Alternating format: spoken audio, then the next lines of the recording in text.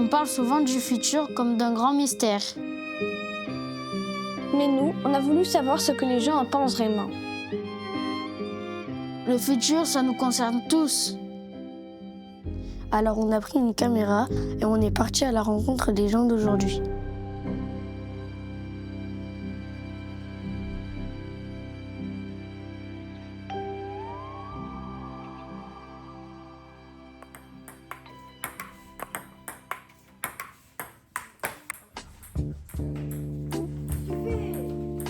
Quand Marjo elle est venue m'expliquer du projet, j'ai bien voulu le faire parce que ma sœur l'a fait et du coup elle m'a dit que c'était bien.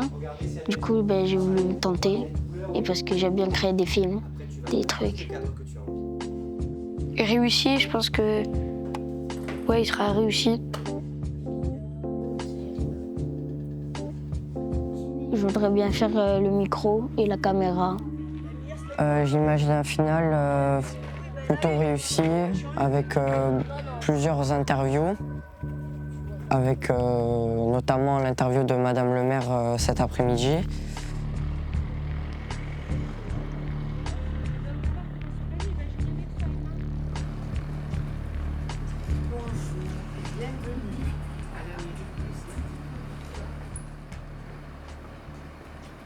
Interview Madame le maire, prise 1. Action. Bonjour, pouvez-vous vous présenter? Bien sûr, je m'appelle Madeleine Garcia-Vidal. Je suis le maire de Saint-Hippolyte depuis 2014. C'est donc le deuxième mandat qui se termine. Mais je suis élue depuis 1983. Et la première fois où je me suis présentée, en 1983, ça a été un hasard. Le maire de l'époque me trouve dans la rue un jour et me dit « Tu voudrais te présenter avec moi ?» Et voilà, je me suis prise au jeu. Ça m'a énormément plu parce que je trouvais que je pouvais apporter quelque chose à mon village. Comment imaginiez-vous le futur quand vous étiez enfant? Le rêve, nous, c'était permis, voiture, maison et travail. Voilà, on n'allait pas plus loin que ça, quoi. On a été élevé avec des films, genre avec les voitures volantes, des gros gratte-ciel, qu'on touchait plus terre, quoi. Moi, j'ai toujours imaginé d'avoir des robots aspirateurs qui se trimballaient comme ça dans la maison, et c'est arrivé. Dans les films de science-fiction, il y a toujours des choses qu'on pense que ça ne deviendra jamais réel, et au final, ça devient réel, on va dire. Quand j'étais enfant, j'étais avant compétiteur, donc le rêve, c'était de devenir champion et de prouver mes limites à moi-même et de savoir ce qu'il fallait faire. Des robots, des voitures volantes peut-être, parce qu'on était tous imaginaires et on avait tous envie de progrès. Quand j'étais enfant, c'était il y a 2 jours, le futur, je le voyais bien différent de ce que je le trouve aujourd'hui. Je vais te dire, moi, vu mon âge, j'ai connu 2 extrêmes. C'est-à-dire, à l'époque, on n'avait pas les téléphones, et maintenant, on en arrive à l'intelligence artificielle.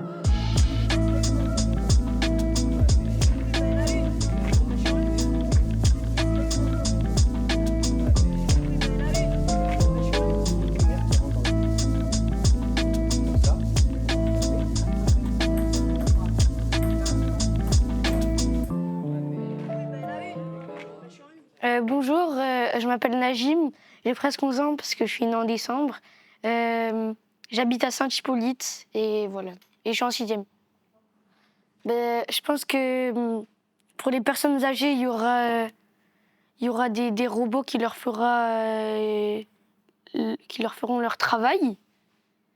Et voilà, les IA qui feront le travail des humains. En vrai, je sais pas trop. Hein. Je suis enfant encore. Bonjour, pouvez-vous vous présenter? Oui, bonjour, je m'appelle Yannick Marty, j'ai 50 ans, j'habite à Cléra et je suis technicien dans les stations de lavage. Moi, la région, je la trouve formidable. Il y a tout ce qu'il faut. Enfant, à 14-15 ans, nous, on était insouciants. Et les rêves, c'était d'avoir un beau métier, de partir de la maison, d'avoir une voiture. Nous, à 14 ans, on voulait la voiture, on voulait la mobilette et d'avoir une maison. L'intelligence artificielle, les robots, la nature, l'école, quelle place auront-ils demain? Alors, tout ce que tu viens de dire, si je peux me permettre de te tutoyer, Vas-y. tout ce qui est les robots et tout, va prendre le dessus sur nous pour moi. Si on continue ainsi, ça va prendre le dessus. L'IA va prendre le dessus, vraiment. Sur toute la planète. Oui, c'est ça. Sur l'être humain. Mais au vu de la rapidité du développement, je pense qu'ils auront une place très importante.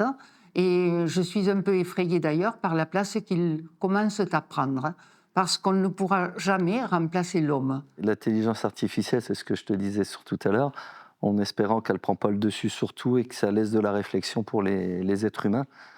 L'école, elle existera toujours parce qu'on a besoin d'apprendre pour s'instruire et construire une vie. La nature, elle sera toujours parmi nous.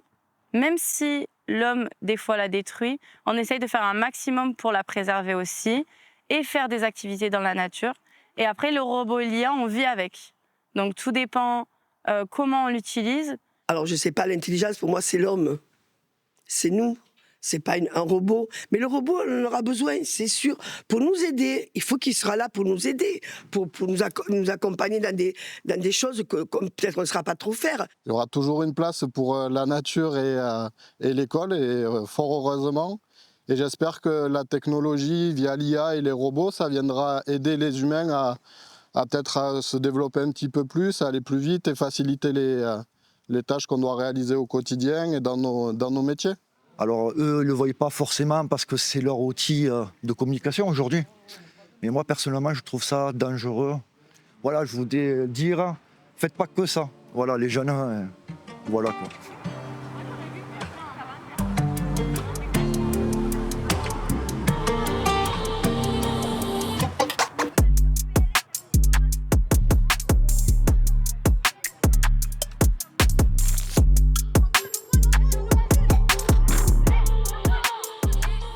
Moi, c'est Quentin, de nom Guité Vidal. Je suis originaire de Saint-Hippolyte, j'ai 12 ans, je suis en classe de 5e à Saint-Louis-de-Gonzague à Perpignan. Je fais du rugby et du VTT de descente. Je trouve que je m'occupe pas assez de mes grands-parents. Ça me fait un peu de la peine de ne pas être tout le temps chez eux parce que je me dis dans pas longtemps, ils seront plus là. Je regretterais d'y être pas allé au bon moment, quoi. Pouvez-vous vous présenter? Me présenter, bien sûr. Je m'appelle Jeannette, de nom de mariage Pessia et de nom de jeune fille Blanc. Je suis née en 1950. J'ai fait coiffeur pour femmes, j'ai fait coiffeur pour hommes, chez M. Trivino à la rue de l'Ange. Donc alors c'est vrai qu'après j'ai travaillé à l'épicerie avec mon mari, 40 ans. C'est pas mal, hein, 40 ans épicière, même endroit. Après moi je parle avec le cœur, je parle pas avec des mots. Hein. Moi j'ai pas fait d'études, alors... Quel sera le métier du futur? Ce métier d'avenir, ce sera lié, comme je te disais, aux nouvelles technologies, mais lesquelles, je ne sais pas. Commercial, je pense que ça existera toujours d'une autre forme, d'une forme différente, parce qu'on aura toujours besoin de vendre quelque chose. Alors, pour moi, le métier du futur, vu la technologie de maintenant, en relation avec tout ce qui est Internet, les réseaux sociaux. J'espère qu'il y aura des métiers en lien encore avec l'environnement, parce que c'est quelque chose d'important pour nous tous. Dans l'IA, je pense, dans tout ce qui est électrique. Alors maintenant, avec l'électronique, tu vas appuyer sur un bouton, tout sera fait. On aura déjà un film qui sera fait, donc il n'y aura même plus de caméra. Toi, à quoi tu vas servir? À que dalle, quoi, mon bébé. Ce que tu fais là, tu ne seras plus là, quoi. Bonjour, je me présente. Moi, c'est Trantoul Hugo. Je vis à Saint-Hippolyte, j'ai 12 ans et je fais du rugby et de la pêche. Quand on ne s'entend pas bien avec mon frère, des fois, c'est un peu sous pression et je sais que des fois, d'aller à la pêche, ça me décompresse un peu. Moi, j'aimerais bien aller voyager en Amazonie pour aller pêcher mon poisson de rêve. Ça s'appelle le pickcock. C'est le black bass de là-bas.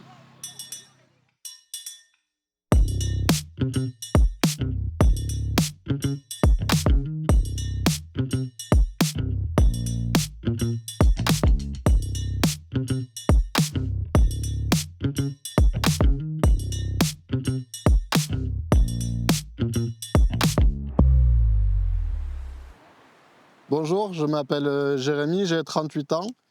Je suis habitant de Saint-Hippolyte et je suis passionné de nature et de pêche. Et je travaille à la Fédération départementale de pêche et de protection des milieux aquatiques. Petit à petit, on voit qu'il y a moins d'eau, on en est tous conscients dans les Pyrénées-Orientales. Mais ouais, en tant que pêcheur, on constate que ça a changé en effet, oui. Selon vous, à quoi ressemblera le monde dans 20 ans? J'espère qu'il y aura plus d'amour et qu'il y aura moins de problèmes surtout. Je ne te le dirai pas, puisque ces nouvelles technologies dépendent aussi d'une période difficile que nous vivons et que nous vivons d'un point de vue politique. Et cette période difficile, nous ne savons pas trop ce qu'elle va donner. Pour moi, ça sera très technologique, vraiment, et en espérant qu'il va s'améliorer de jour en jour, parce qu'en ce moment, c'est pas le cas. Dans 20 ans, j'espère qu'il va être bien le monde. Donc, je sais pas, j'espère que plus de guerre, ça serait bien. Et puis, beaucoup d'échanges entre les gens, et puis voilà. J'espère que le monde sera tout aussi joyeux que maintenant, qu'il y aura autant d'enfants avec beaucoup de sourires. En travaillant avec les enfants, on a toujours le smile. Et dans 20 ans, je pense que ça sera toujours le cas, même s'il y aura quelques robots. Je pense que les robots aussi auront le sourire. Alors j'espère qu'elle ne va pas trop changer. Et ce que je disais, j'espère qu'il y aura toujours quand même des plans d'eau et des cours d'eau en bon état. Que tout le monde prenne conscience que c'est important. On a tous l'impression qu'on nous donne des restrictions à la maison par rapport à l'utilisation de l'eau. Mais je pense que c'est un effet de... Si tout le monde s'y met, on y arrivera.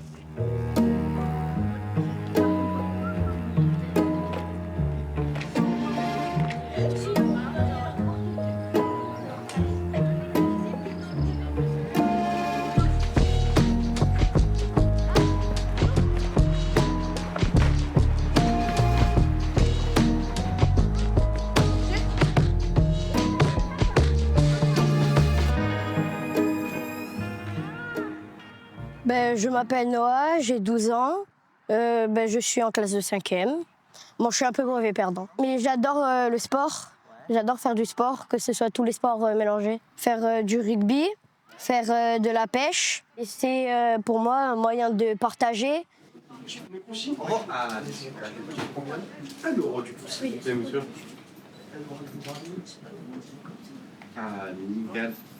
Un mot, merci, très bonne journée à vous. Au revoir, président. Au revoir. Et action. Bonjour. Et bonjour, monsieur. Pouvez-vous vous présenter, s'il vous plaît? Alors, je m'appelle Youssef Belhadj, je suis l'épicier du village, du Petit Panier, gérant. Moi, j'aurais aimé vivre dans Le 5e élément, un film qui s'appelle Le 5e élément. J'aurais mieux vivre là-dedans. Mais bon, ce n'est pas encore le cas.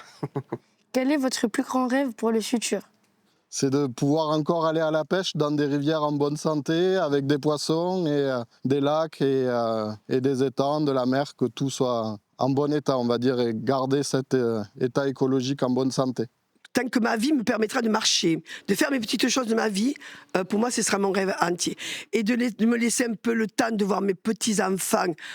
Le plus grand rêve pour le futur, ce serait déjà un monde meilleur, un monde apaisé. Qu'on soit heureux et que tout le monde s'aime. Mon plus grand rêve, c'est d'aller faire un vol en montgolfière. Voilà. On arrête de polluer. Polluer la planète. C'est ça. Faire les choses bien pour qu'on vive mieux.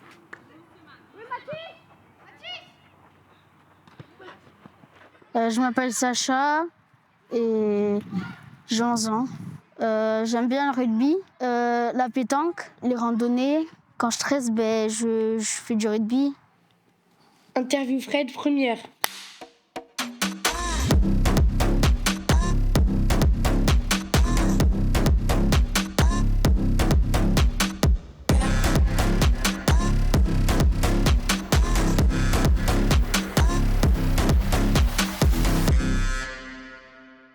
Bonjour, donc je m'appelle Fred Dejonge. Je suis responsable de la salle de Team Cobra à l'AS Cobra Catalan de Pia. Et en même temps, je suis entraîneur national de l'équipe de France depuis 10 ans de boxe thaïlandaise. En fin de compte, même les gens timorés qui sont agressés, qui sont en mal-être, les sports de combat permettent de leur donner de l'assurance, mais surtout de se sentir bien. Et à l'inverse, pour les gens qui sont aussi agressifs, ça leur permet de canaliser et de voir qu'en fin de compte, même s'ils sont agressifs, que cette agressivité peut se canaliser dans le sport. Que faudrait-il changer aujourd'hui pour améliorer demain? Alors moi, je pense que c'est déjà les politiciens. Hein. Après, on ne peut pas revenir au passé parce qu'on va dire « Ah, t'es nostalgique. Ah, tu préférais avant. » Oui, c'est vrai. Je pense que le futur, il passe par les enfants. Donc c'est important de faire une éducation des enfants à l'environnement. Si on parle de nature, bien les éduquer, leur faire comprendre que la nature est importante et qu'il faut s'en servir, pas essayer de la contrôler, mais plutôt l'utiliser. Ce qu'il faudrait changer, c'est la mentalité des gens, pour mieux s'améliorer, pour mieux avancer. Moi, ce que j'ai peur de l'avenir, c'est pour vous les jeunes, surtout. Moi, ce que j'ai peur, c'est que moi, quand j'étais jeune, je ne m'en souciais pas. Et moi, aujourd'hui, à 50 ans, je me soucie de vous. Alors, ça va être compliqué pour vous. Il faut vous accrocher. Aujourd'hui, il faudrait déjà que nous changions notre façon de vivre. Hein. Donc, si nous voulons faire un peu d'écologie sans être un écolo vraiment très vertueux, mais il faudrait déjà que le développement durable soit plus important et que nous agissions dans ce sens-là. Ce qu'il faudrait changer aujourd'hui, c'est la mentalité des gens. Toujours rester dans le positif et surtout éviter de penser négatif. On n'a qu'une seule vie, donc c'est le moment de la vivre sur le moment présent. Moi, sur la vision de l'avenir, je ne vais même pas parler forcément de boxe et de sport. Je pense que la vision de l'avenir, chacun doit prendre conscience qu'il est important d'avoir un objectif dans la vie, de ne pas se laisser dériver et, quelles que soient les difficultés, d'aller toujours vers l'objectif et de l'avancer. Une fois que l'objectif est atteint, on retrouve un autre objectif positif et puis on avance.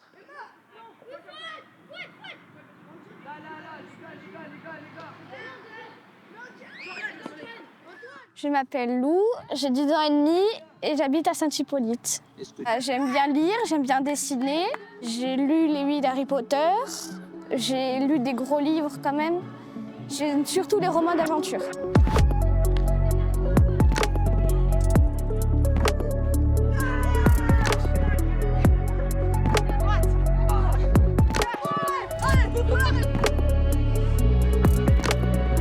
Je me présente, je m'appelle Emma Quadri, j'ai 22 ans et je suis animatrice pour les enfants et aussi dans les campings. Tout dépend de notre ressenti, mais on a toujours cette peur d'aller vers l'avant. Donc le futur, on ne sait pas en quoi ça consiste exactement, on ne sait pas de ce qui est fait demain. Donc on a cette peur-là, mais on a aussi cette envie d'y aller parce qu'on ne sait pas comment ça va se dérouler et peut-être qu'on va aimer encore plus le futur que le présent actuellement. Si on croit en nos rêves, on peut y arriver. J'imaginais le futur avec un peu moins de problèmes sur la planète. Je pense que je donnerai plus de capacités pour apprendre à l'école. Personne n'est généreux. Si personne n'aime passer du temps avec personne, tout le monde serait isolé. Le futur n'est pas que négatif, il y a aussi du positif et on vit avec notre génération. Le plus dur, c'est de perdre et de se remettre en question puis d'avancer. Et là, c'est notre rôle à nous aussi, quoi. Ce que l'on a compris, c'est que le futur, c'est pas long. Il commence ici, dans nos choix, dans nos gestes. Si on s'écoute, si on agit ensemble, alors demain sera plus beau qu'on ne l'imagine.